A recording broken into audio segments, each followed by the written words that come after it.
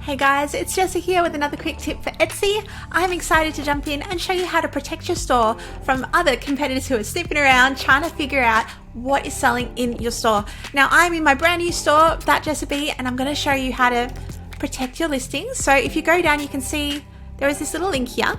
It says one sale.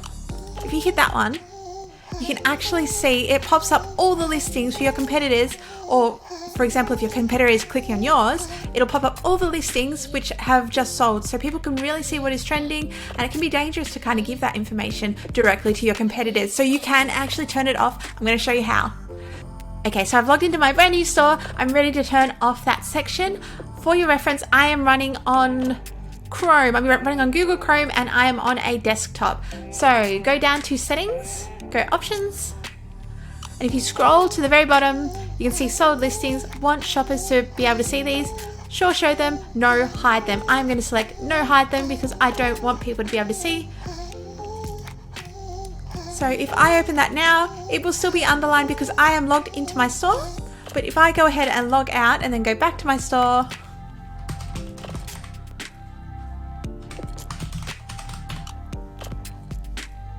it is no longer clickable. So everything that I have sold is now safe from my competitors. I am protected and I'm ready to make some more sales. I hope this was really helpful, guys. This tip is actually part of a series, so I'm going to link to the playlist. If you enjoyed this video, I would love you to subscribe to my channel and sort of be a part of my community. I bring out new videos every single week to help you grow your online business and increase your sales. So I will see you guys in the next video. Bye.